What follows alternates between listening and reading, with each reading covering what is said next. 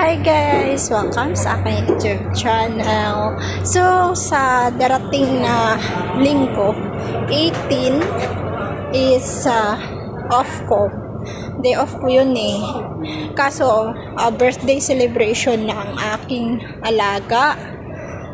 So, sabi ni ma'am, mag-ano ako, half day, or sabi niya, kung gusto ko daw, half day or a-attend daw ba ako, sabi. Sabi ko, yes ma'am, sabi ko ganun. No need na hindi ako magde-day off, sabi ko ganun. Okay lang ma'am, hindi ako magde-day off, sabi ko ganun. Oh, okay, sabi niya. Tapos sabi niya, you work, sabi niya. No, sabi ko, yes ma'am, no need to pay. Sabi ko ganun. Kasi baka iniisip niya, di ba, na yung babayaran ako kasi pag hindi ka nag-off ng day off mo, babayaran ka eh, di ba?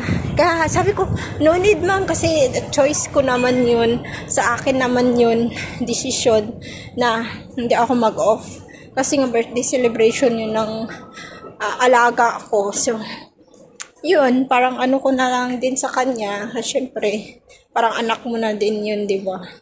So yun, okay, sabi ni mama. Parang natuwa naman. So, ganyan lang guys, minsan, bigayan lang. Siyempre, para at least sa susunod kung ikaw naman yung may kailangan or diba?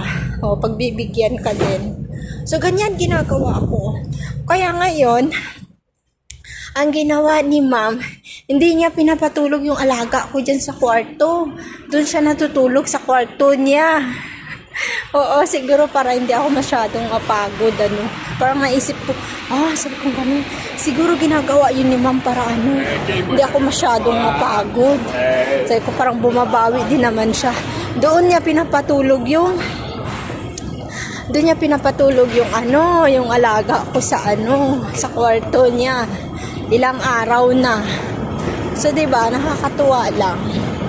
So, ganyan lang guys dito sa Hong Kong. Para magtagal tayo dito, syempre kailangan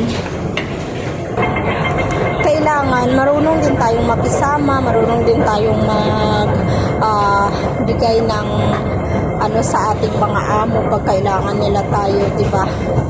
Para mas maganda magtrabaho, di ba? At saka parang parang naano ko na talaga yung loob ko sa kanila. At ganun din sila, parang hindi ka na nahihiya. So, ayan. Galing ako na kasi palagi yung naghahatid sa mga bata sa school. Everyday yan. Monday to Friday. Ako yung kasama ni ma'am sa paghatid. Paghatid lang sa mga bata every morning. Tapos, ayun, yung kasama ko, magsusundo lang yun siya sa alaga niya. Sundo lang yun sa kanyang ginagawa. Ayun. Naiiwan siya sa bahay. So, ngayong mga update ko sa samahan naming dalawa ng kasama ko. Okay naman. Kasi pag alam mo yun, pag moody siya, pag hindi siya maganda yung mood niya, inaano ko na talaga. Alam mo yun, hindi ko pinapansin kasi alam ko iba na naman yung ugali niya. So moody talaga siya, gawa ng menopausal. Sign talaga siya ng menopausal guys, kasi nga 45 na siya, kaya iniintindi ko na lang talaga siya. Ayun, kaya hindi kami masyadong nag-aaway. Siguro kung iba-iba lang yung kasama niya, hindi talaga sila magkasundo. Ako talaga kasi sobrang maunawain ko, sobrang pasensya, alam mo yun, na sobrang kabaitan mo, ganyan. Pero kung iba-iba lang siguro yung mga kasama niya na Pinay, hindi sila magkasundo talaga. Ay, war talaga siguro. Kasi kung ako, hindi lang mahaba yung pasensya ko sa kanya. Grabe, iinit talaga yung ulo mo guys.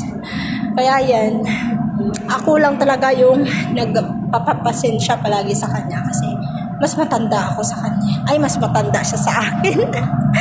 Parang ate ko na, kaya yan.